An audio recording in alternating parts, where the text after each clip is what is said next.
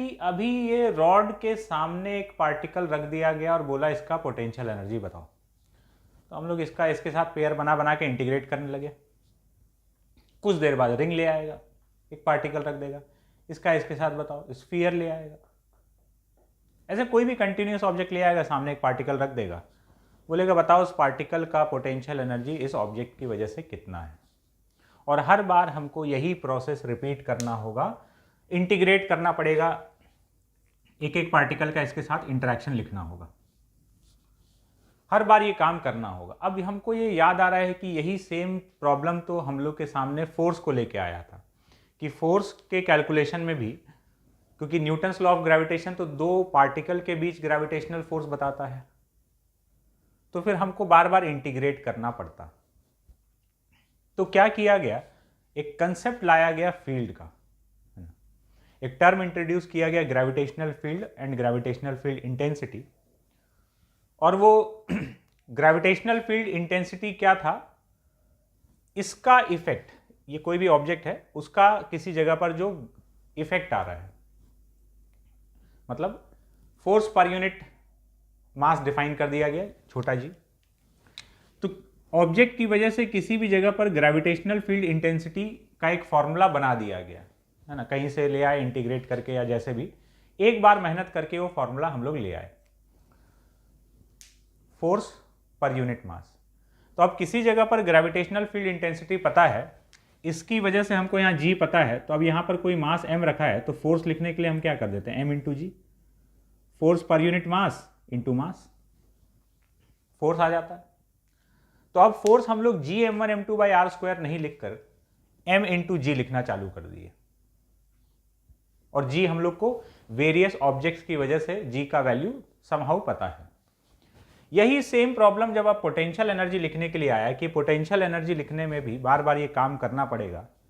तो अगर ऐसा होता कि हम कोई टर्म डिफाइन कर देते, पोटेंशियल एनर्जी पर यूनिट मास इंटू मास कर देते, तो पोटेंशियल एनर्जी आ जाता।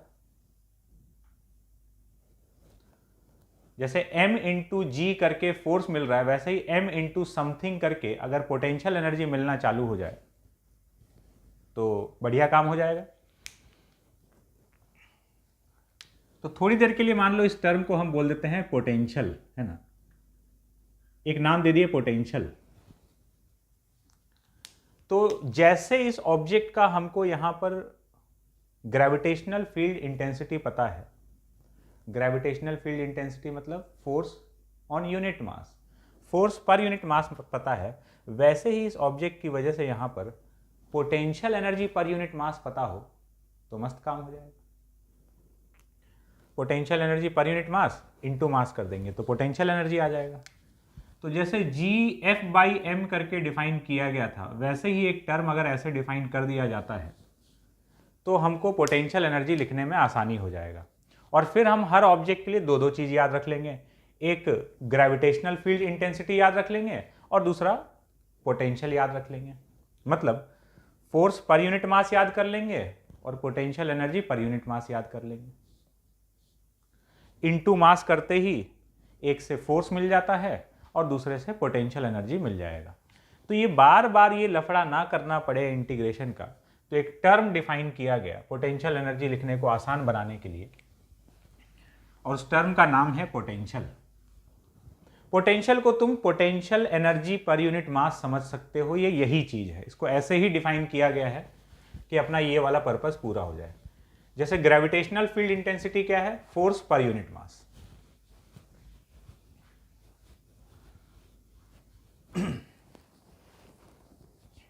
तो हेडिंग डाल लेते हैं potential.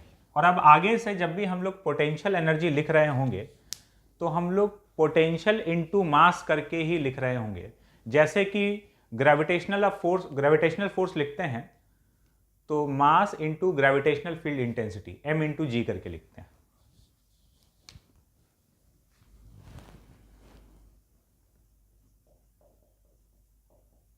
Potential,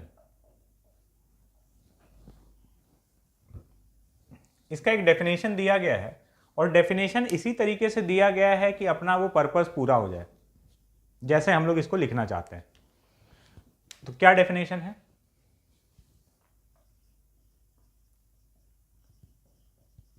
work done by external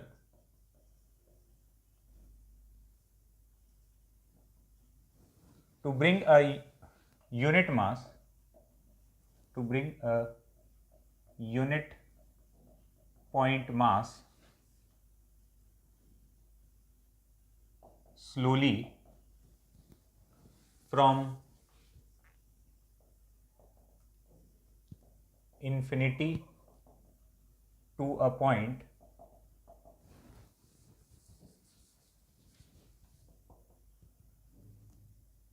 is potential at that point.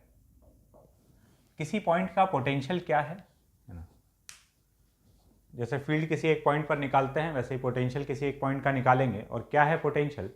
Infinity से किसी पॉइंट मास को, यूनिट पॉइंट मास मतलब वन यूनिट मास को, तो यूनिट पॉइंट मास को इन्फिनिटी से लाकर किसी पॉइंट तक रखने में जितना एक्सटर्नल को एफर्ट करना पड़ा, जितना मेहनत लगा, वही उस पॉइंट का पोटेंशियल कहलाएगा। और ये डेफिनेशन इसी तरीके से दिया गया है कि अपना जो पर्पस था वो पूरा हो जाए। कैसे देखते हैं।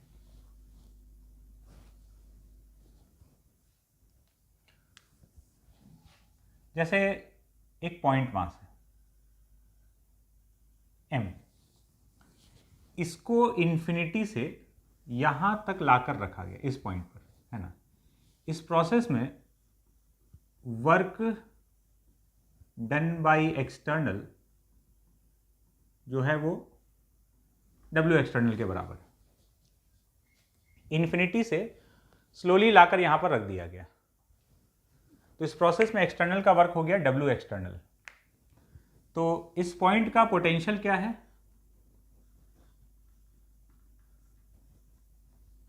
m मास को लाकर रखने में W वर्क करना पड़ा है, तो यूनिट मास को लाकर रखने में कितना वर्क करना पड़ा होगा? W by m। पोटेंशियल कैसे डिफाइंड है? Work done by external to bring a unit point mass, है ना, यूनिट पॉइंट मास। तो एक यूनिट मास का बात हो रहा है। तो अगर m मास को यहां से यहां तक लाकर रखने में, यहां से कहां से, इन्फिनिटी से किसी पॉइंट तक लाकर रखने में इतना वर्क हुआ है, तो यूनिट मास को लाकर रखने में इतना वर्क होगा, W एक्सटर्नल बाई m। और यही इस पॉइंट का पोटेंशियल है। ठीक है। अब अगर हम वर्क एनर्जी थ्योरम से देखें तो जब ये इन्फिनिटी से लाकर यहां तक रखा गया तो work done by all the forces equal to change in kinetic energy. तो work done by external plus work done by gravity equal to change in kinetic energy. एक बात और समझना, इन्फिनिटी से यहां तक लाकर रखने में वर्क करना क्यों पड़ रहा है एक्सटर्नल को? क्योंकि सराउंडिंग में और बहुत सारा मासेस हो सकता है। सराउंडिंग में और जो भी मास होगा तो वो इस पर ग्रेविटेशनल फोर्स लगा रहा है, किसी डायरेक्शन में लगा रहा होगा। तो इसको स्लोली लेकर आने में एक्सटर्नल छोड़ देगा तो ये भाग सकता है किसी भी तरफ। तो एक्सटर्नल को स्लोली लेकर आना है, मतलब इसको वेलोसिटी गेन नहीं कराने देना है। तो एकदम स्लोली लेके आ रहा है, नेट फोर्स एकदम बैलेंस रखते हुए। तो इस पार्टिकल पर जिधर भी ग्रेविटेशनल फोर्स लग रहा है बाकी मासेस की वजह से, एक्सटर्नल उसके ऑपोजिट डायरेक्शन में फोर्स लगाकर सारे फोर्सेस को बैलेंस रखेगा। ठीक है। और स्लोली इसको इन्फिनिटी से लाकर यहां तक रख दिया। तो सराउंडिंग में और भी मासेस है जिसकी वजह से इस पर फोर्स लग रहा होगा, तो इसलिए एक्सटर्नल को भी फोर्स लगाना पड़ रहा है टू ब्रिंग इट स्लोली। अब work done by external plus work done by gravity equal to change in kinetic energy इस पार्टिकल पर लगाए इन्फिनिटी से लाकर यहां तक रखने में। और क्योंकि स्लोली आया है so this is zero, kinetic energy तो इंक्रीज हुआ ही नहीं। तो work done by external is minus of work done by gravity and negative of work done by conservative force is change in potential energy.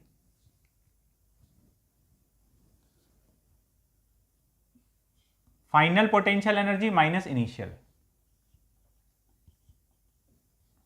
So work done by external is equals to, finally ये position है, initially infinity पे था, तो final potential energy U, initial potential energy U at infinity. ये किसी इस point पे potential energy और ये इन्फिनिटी पर। तो जब इन्फिनिटी पर है ये पार्टिकल, ये वाला पार्टिकल इन्फिनिटी पे था, तो बाकी सारे मासेस से इनफाइनाइट दूरी पर था, तो हम लोग इसको रेफरेंस मानकर चलते हैं, पोटेंशियल एनर्जी 0। तो वर्क डन बाई एक्सटर्नल जो है वो U के बराबर आ गया।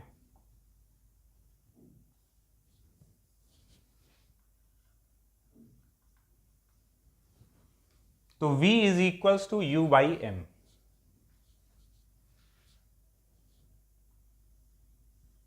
ये आ गया पोटेंशियल। U बाई M है, मतलब अगर तुमको अब U लिखना है तो मास इंटू पोटेंशियल। तो ये जो डेफिनेशन है, फाइनली तुम यही समझो कि पोटेंशियल क्या है। तो ये है इस पार्टिकल का, इस जगह का पोटेंशियल एनर्जी पर यूनिट मास। मतलब किसी जगह पर यहाँ का पोटेंशियल अगर V है, मतलब यहाँ पर अगर यूनिट मास रखेंगे तो उसका पोटेंशियल एनर्जी इतना होगा। किसकी वजह से? सराउंडिंग मासेस की वजह से इतना है। तो अगर M मास रखेंगे तो कितना हो जाएगा? यूनिट मास का V है तो M मास का M इंटू V। ये आ गया पोटेंशियल, पोटेंशियल एनर्जी पर यूनिट मास। अब इसके बारे में कुछ बात, जैसे एनर्जी स्केलर क्वांटिटी है तो ये भी स्केलर क्वांटिटी है।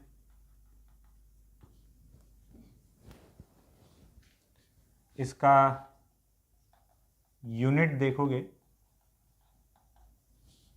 एनर्जी का यूनिट जूल है, मास का यूनिट केजी, तो पोटेंशियल का यूनिट हो जाएगा जूल पर केजी। तो ये हो गया पोटेंशियल।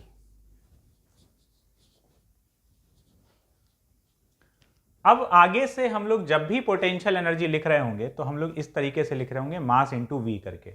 बस हमको अलग अलग ऑब्जेक्ट के लिए वी मालूम चल जाना चाहिए, तो फिर अपना काम आसान हो जाएगा। तो कैलकुलेशन करते हैं पोटेंशियल का। हेडिंग डालेंगे potential energy due to a point mass. Potential energy नहीं, पोटेंशियल।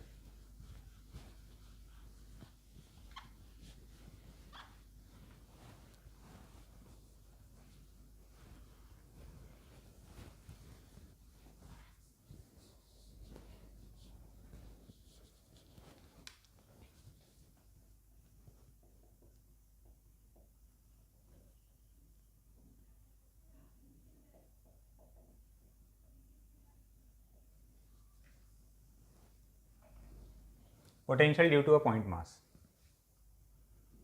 एक m मास है, यहां से r डिस्टेंस पे हमको पोटेंशियल चाहिए। इसकी वजह से r डिस्टेंस का पोटेंशियल क्या है? तो अभी जो हम लोग डेफिनेशन देखे थे उसका यूज करते हैं। हमको पता है कि पोटेंशियल जो है ना, वो पोटेंशियल एनर्जी पर यूनिट मास है।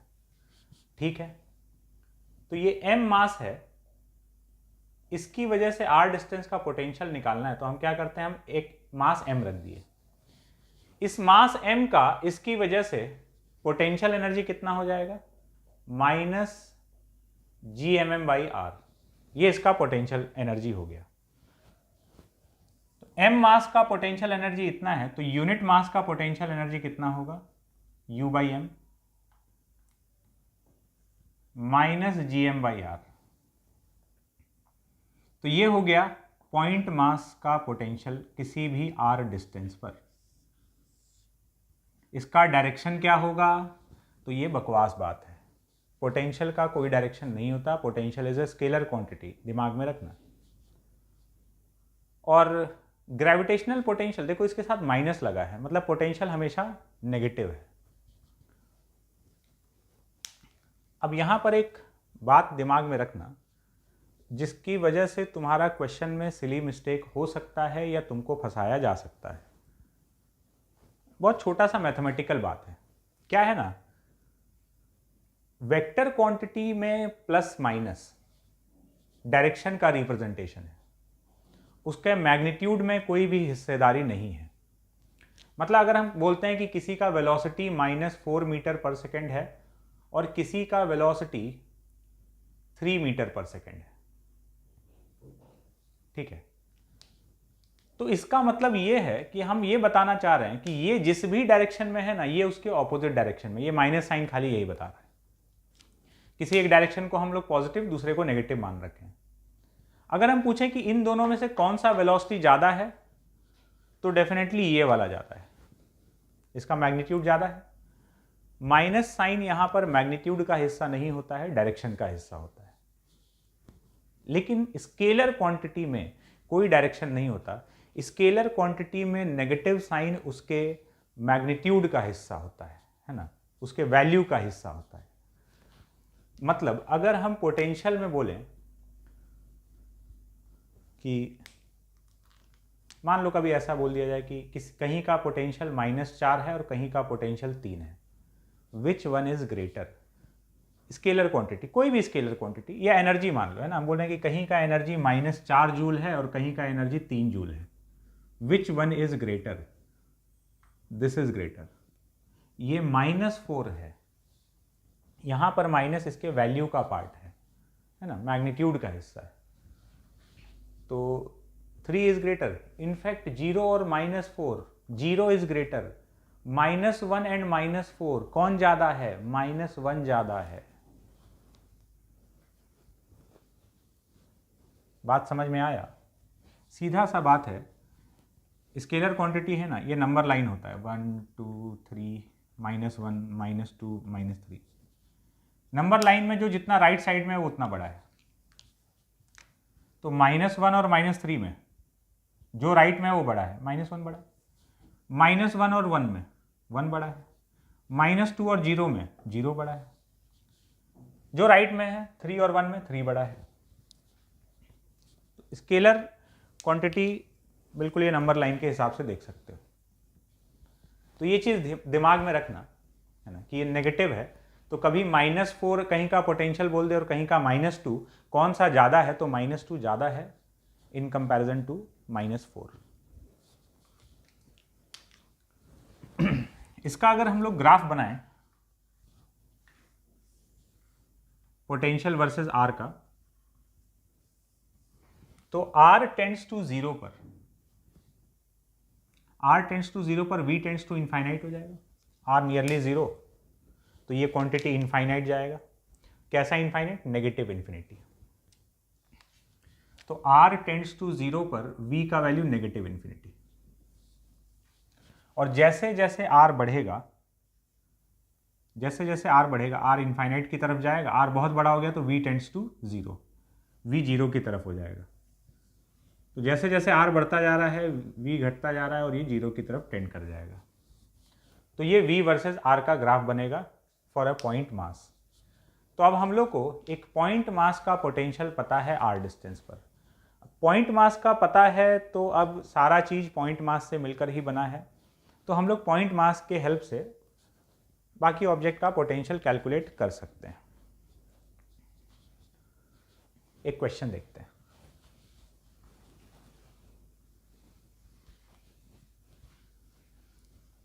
और पोटेंशियल स्केलर क्वांटिटी है तो कोई डायरेक्शन वगैरह के बारे में नहीं सोचना है, डायरेक्टली ऐड कर देते हैं।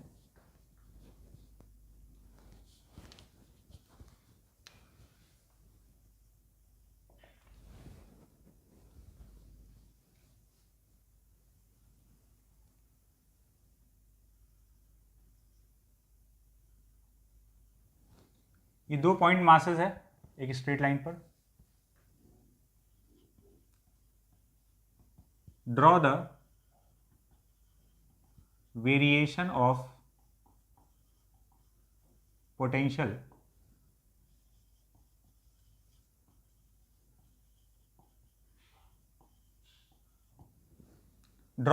Of potential along the given line. इस लाइन के अलॉन्ग पोटेंशियल किस तरीके से वेरी कर रहा है, पोटेंशियल वर्सेस डिस्टेंस का ग्राफ बनाना है। बनाते हैं। अब यहां पर कोई डायरेक्शन का चक्कर नहीं है क्योंकि स्केलर क्वांटिटी है। इस लाइन पर क्या कहीं पोटेंशियल 0 हो सकता है? जरा सोच कर देखते हैं।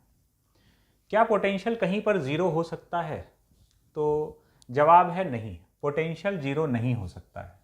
क्योंकि किसी भी तुम रीजन में जाओ, कहीं पे भी, इसकी वजह से हर जगह का पोटेंशियल नेगेटिव है। इसकी वजह से भी हर जगह का पोटेंशियल नेगेटिव है।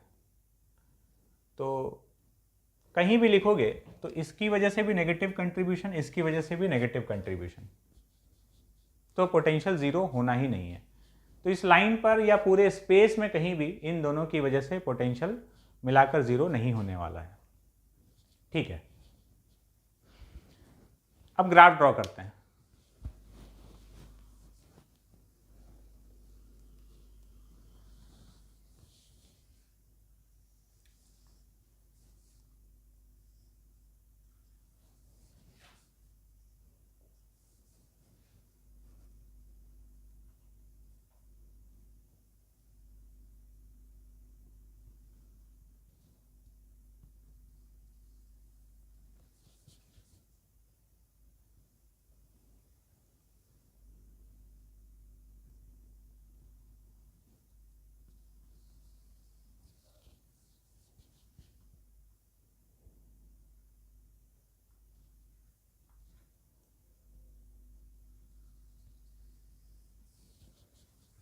ये हो गया अपना ग्राफ का तैयारी। अब ड्रॉ करते हैं। ये जो दो लाइन हम खींचे हैं, ये जिन दो पॉइंट पर मास रखा हुआ है वहाँ पर, सो दैट इज़ ये इस लाइन को तीन हिस्से में डिवाइड कर दिया। ये दोनों पॉइंट मास यहाँ रखा हुआ था, इन दोनों के बीच का एरिया, ये इधर राइट साइड वाला, ये लेफ्ट साइड वाला। इलाका नंबर 1, 2 एंड 3। तो यहाँ 1 का ग्राफ देखते हैं। इसके जस्ट राइट में देखेंगे तो पोटेंशियल इनफाइनाइट, क्योंकि r टेंड्स टू 0 है, और पोटेंशियल हर जगह नेगेटिव ही रहना है, ये तो सोचना ही नहीं है कि साइन क्या होगा, क्योंकि हर जगह पोटेंशियल नेगेटिव है। इसके जस्ट राइट में potential negative infinity, just right में पोटेंशियल नेगेटिव इन्फिनिटी, और आगे बढ़ते बढ़ते r जब बहुत बड़ा हो जाएगा तो ये 0 की तरफ टेंड करेगा, तो नेगेटिव इन्फिनिटी से 0। इलाका नंबर 3, इसके जस्ट लेफ्ट में नेगेटिव इन्फिनिटी, आगे बढ़ते बढ़ते 0।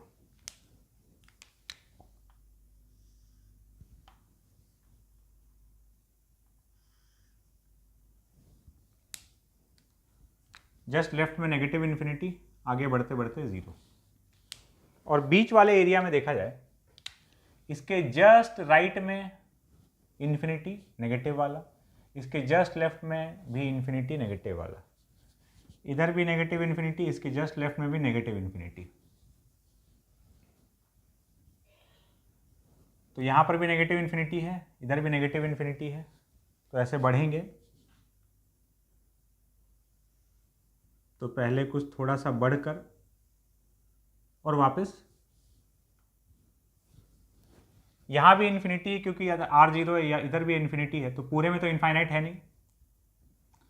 यहाँ तो इसलिए क्योंकि r टेंड्स टू 0 है, यहाँ भी r टेंड्स टू 0 है। तो नेगेटिव इन्फिनिटी से बढ़ते बढ़ते बढ़ते कुछ वैल्यू पहुँचा और फिर घट के नेगेटिव इन्फिनिटी की तरफ। इस प्रोसेस में ये ग्राफ इसको ना तो टच करेगा ना इसको क्रॉस करके ऊपर जाएगा, क्योंकि पोटेंशियल ना तो कहीं 0 है और ना ही कहीं पॉजिटिव है। तो ये हो जाएगा V वर्सेस R का ग्राफ।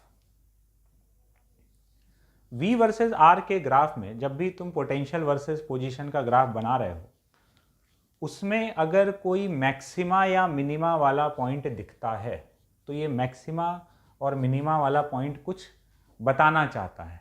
ठीक है, हम लोग इस पर आगे बात करेंगे, बस अभी नोटिस में डाल दे रहे हैं कि ये पॉइंट जो है, ये पॉइंट ध्यान देने वाला पॉइंट है। जब भी पोटेंशियल वर्सेस डिस्टेंस के ग्राफ में कोई मैक्सिमा या मिनिमा वाला पॉइंट मिलता है तो वो कोई खास पॉइंट है, वहाँ कुछ ना कुछ अलग टाइप का चीज़ हो रहा है। क्या हो रहा है हम लोग आगे बात करेंगे, तुम सोच भी सकते हो। चलते हैं आगे।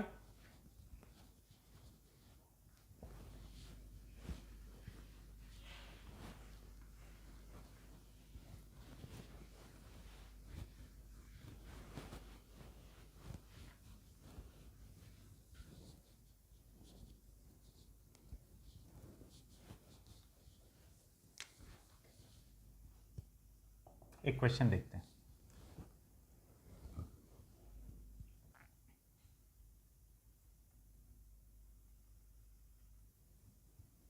ये एक मास है, इसको फिक्स कर दिया गया है।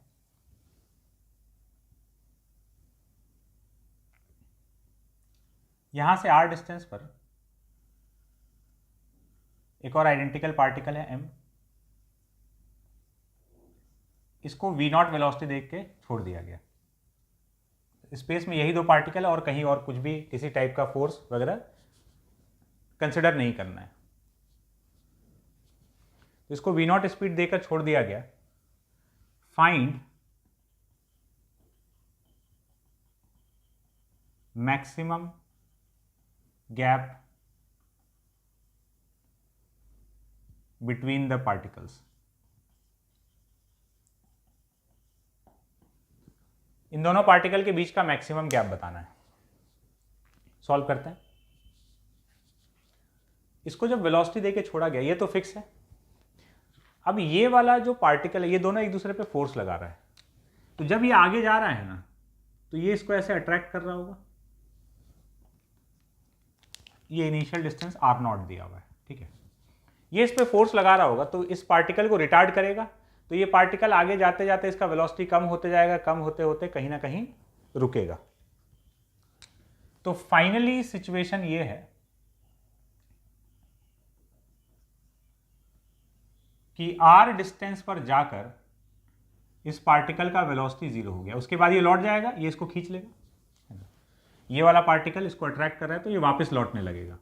इस समय जो गैप है यही मैक्सिमम गैप होगा।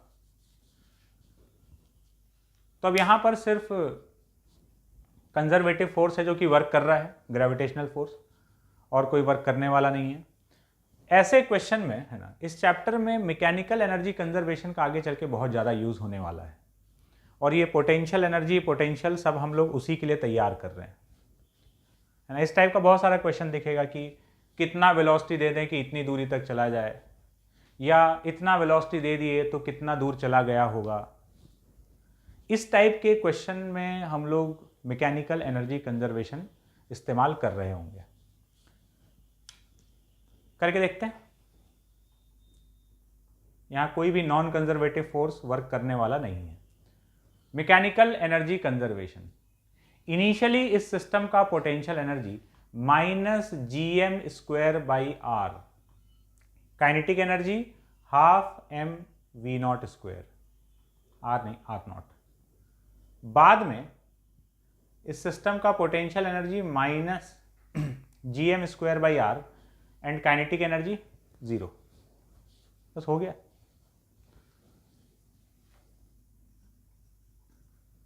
gm²/r is equals to gm²/r0 -12mv0²।